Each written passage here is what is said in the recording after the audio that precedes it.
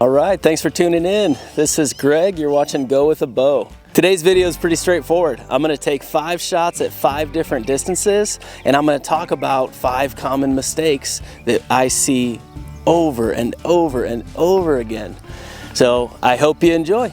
All right, well, tip number 1, shot number 1, has nothing to do with form, and this is probably the most important thing to start with, and that's make sure that you have a bow that has been set up for you. Simple things like draw length, draw weight, the peep height set up to the way that you like to anchor your bow as you draw.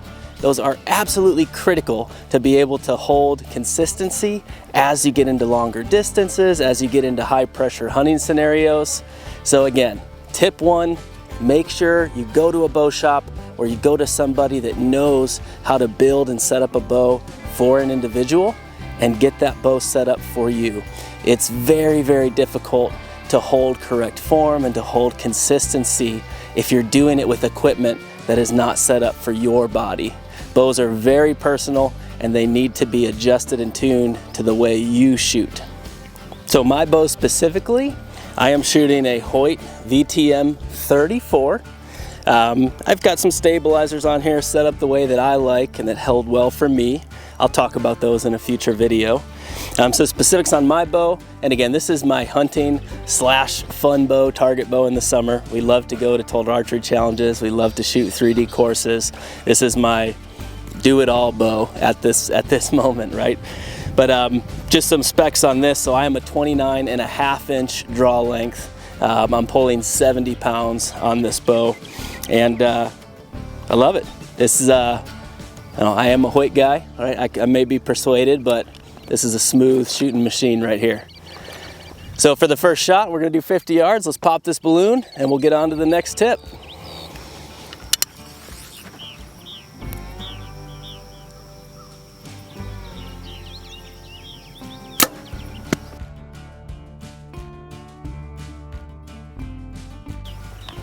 It's a high shot on a real deer, but I was aiming for the balloon. Let's go to the next one. Tip 2, shot 2. We're at 70 yards here. This tip is about draw cycle and how you draw your bow to set up for your shot.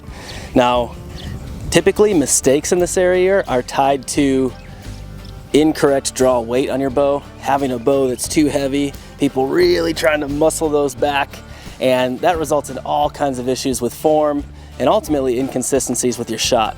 So if you think about the tip we just talked about, make sure that your bow is set up properly for you. That's a reasonable draw weight that you can draw comfortably and repeatably, and that's your bow setup. And then once you have that, focus on correct form in your draw. We don't want to be doing the sky draw. We see a lot of, oh, we're gonna lift this up, we're gonna pull down into that bow. Not a great way. 1, it's dangerous. If you have a premature release, that arrow is going somewhere you likely don't want it to go. But 2, it's difficult on your body and your shoulders. You're not using those correct muscle groups in your back to really draw the bow. So when you're gonna draw your bow, stand up, nice firm stance, shoulder width apart, hook onto your D loop with your release. And I like to set my grip as well. I'm gonna talk about grip in the next tip, little preview there, but let's start there. Now, what I do is I lift my bow up. And now you can see this back elbow is now above my head, and this is kind of that starting point. Now, even though I'm high and I'm above my head here, my bow is still aiming straight down range. I'm not here, I'm not pulling downward, I'm not tweaking into this. So we're gonna come straight up and we're gonna draw directly backwards. Now you can see that my elbow stays high and I'm drawing directly backwards, kind of at that high elbow draw is what I would call that. And now I'm able to settle into my anchor. Let's test it out, 70 yards. Let's see if we can hit this balloon.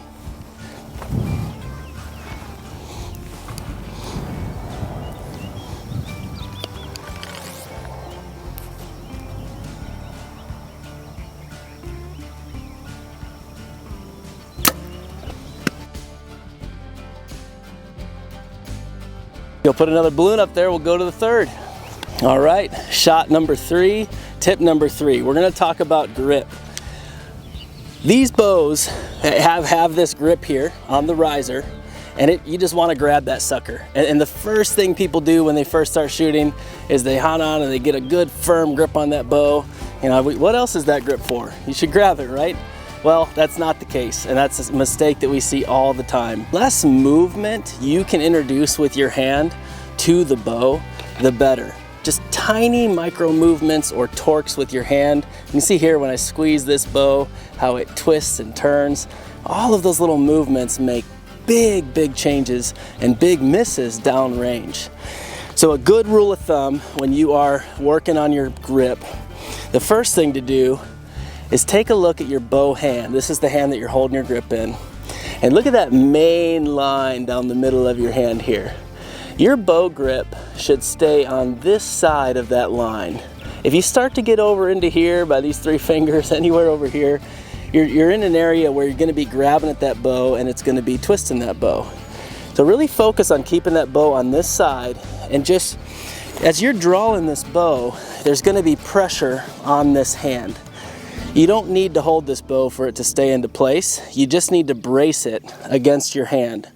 So again, really focus on keeping that handle on this riser and that grip just pressed up against that inside of your hand, and not to go past that main line over into here. Because if you do that, now you see where your hand's setting, you're wanting to twist and torque the bow, and now we're in this grip mode. Just to give you a visual, if I'm going to lightly grip this bow, you can see I have my hand placement here. My top finger here may just touch the riser, and these other fingers are just kind of hanging out here.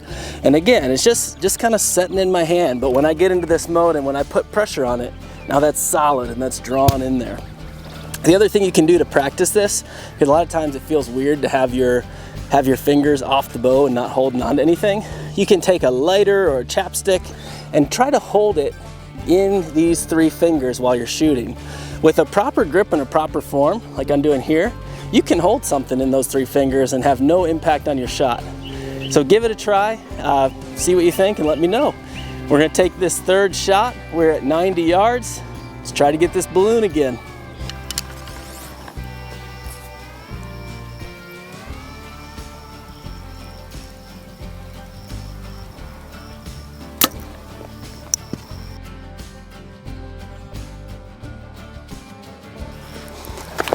Got her. Shot 4, tip 4. You can see here, my sight is getting lower. We're getting farther back. We're making this shot at 110 yards. See if we can focus that here. There you go, 110. So we're getting down there. This tip is all about getting into the rhythm of your draw and into your shot cycle, and doing it in a way where you're not making adjustments after you've come to full draw and after anchor. Your feet placement, your grip placement, your stance, all of those things should be as set up as possible before the draw. And then you should have a very consistent motion on how you're settling into anything that has to happen after the draw. So, for example, if you're anchoring, I like to anchor, and I shoot a 2-finger hinge, sometimes a 2-finger button. But so that brings my anchor where I'll take my 2 fingers and put it right in my jawline here. Now, so that's anchor point 1. The second anchor for me is that string on the edge of my lip, and it comes right up to the tip of my nose. But what I want to try to do is try to minimize as much movement and change as possible as I come back. So when I draw, I can just settle, and I'm in my anchor. Now, I see a lot of folks that come draw and they'll throw their hand out. They will, do unnecessary motions to get things settled in. A lot of times they don't even realize they're doing it. This is habits, right? And there's a couple of things wrong with that. One, you can do some crazy damage to your bow. I was at a tack in Pennsylvania, and we were behind this guy shooting, and he de-stringed and blew up his bow. And it was because when he was drawing, he had this motion where he would draw back and he would kind of adjust his head and kind of flick his string out. And he was putting side tension on the string at the cam. And he popped those strings off and his bow was de-strung. They had to go back down to the village and get it fixed up. The theme of this one is get set, get comfortable, get in your stance, keep those shoulders straight, feet shoulder width apart. Get your hand in the grip position that you know it needs to be once you're at full draw. Make a smooth, consistent draw cycle and settle into your anchors. And when your bow is drawn, you should have your bow set up so it's not needing adjustments, right? Now, if you're on a hill, shooting on a side hill or shooting in heavy wind, you're gonna have to make some adjustments in your bow to make sure that your bubble is level and make sure that you're able to make that shot. But on a nice calm day like today, if I draw back with my eyes closed and settle into my known shot, when I open my eyes, I should already be lined up with my pin, my bubble should be really good, my sight should be clear in my sight picture, etc. So, shot number 4, 110 yards. These little tips get more and more important the farther we get back from this balloon. So let's go get it.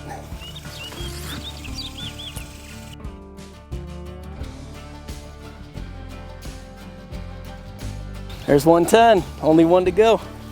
All right, last shot, last tip of the day. You get a two-parter with this one. The first tip, on these types of shots, on any shot, but it becomes so important when you get to these long distances, is to follow through with your cycle. A lot of folks, after the shot, as soon as that arrow goes, they want to move the bow to take a look. They want to grab the bow so it doesn't fall. All of those things can have an absolutely detrimental impact on your shot, especially because a lot of those micro movements that you make are going to happen before that arrow clears the bow in that shot. So important. Let the bow do its work. Let the bow fall. It is fine. There's going to be weight there after the shot. Of course, don't drop your bow, but again, your hand can naturally grab that. Let that back tension that you've been building on the shot fall back. When you really fall through and follow through on your shot correctly, one, you're gonna have a surprise shot. It's gonna go off without you knowing. And if you don't try to catch it or grab it and you just let that follow through continue, you're gonna see a forward falling motion of your bow and a backward falling motion of your arm. And that's how you know you've executed a good surprise shot, which is so important and so valuable when you're shooting these longer distances. And when you're shooting shorter hunting distances, but you want to remain consistent, right? It just shows up more when you go long. But again, this is why I love practicing long, because it gives you that practice and that feedback on your shot cycle. Okay, bonus tip 2. Shooting these distances, do not shoot your sight off your bow. If you are using an adjustable sight like I am here, you can tell that now that we're at 130 yards, I am way down. Now, I will even show you here. Let's get this in focus if we can. And say, hey Greg, you don't have 130 on your sight. That's right, I'm maxed out. I've got 125 on my tape. I'm gonna be using my second pin. If you can see that here, that red pin there.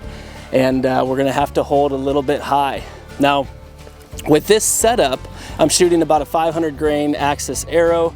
Again, 70 pounds, 29.5-inch draw.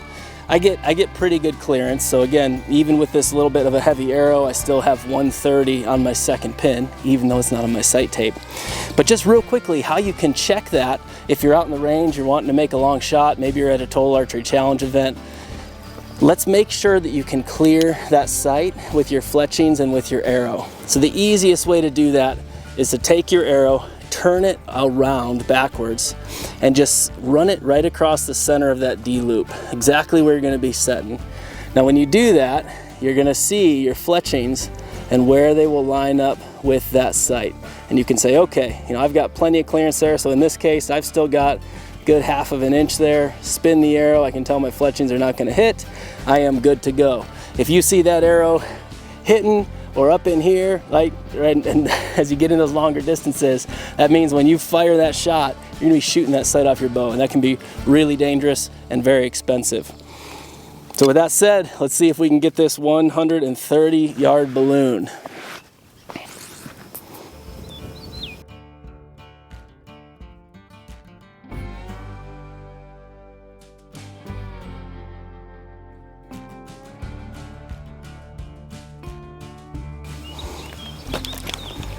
There we go. Man, that's satisfying. We made it to the end of the video. Thank you so much for watching. I hope that was helpful. I hope those tips will help your own archery and bow hunting game as you go out there and practice. Archery is so much about that mental state and around getting into that zone of a repeatable process. And again, it's so easy to have little variances in your shot process, and that can lead to big changes downrange, whether that's on an animal, whether that's on a target or a balloon like we were doing today. But again, build your process, build consistency, take some of these tips and work with that inner voice in your head as you're going through that shot process, talking yourself through each of those steps, making sure that your foot placement and your stance is good and you're straight up and the posture is solid, making sure that that grip is light on the bow, making sure that you're not tweaking and torquing the bow. These are all so important when it comes to consistent accuracy. All of us can get lucky. What we want to do is try to be able to predict and repeat really solid shots as much as possible. All right, hit that like and subscribe if you can, and we'll see you next time.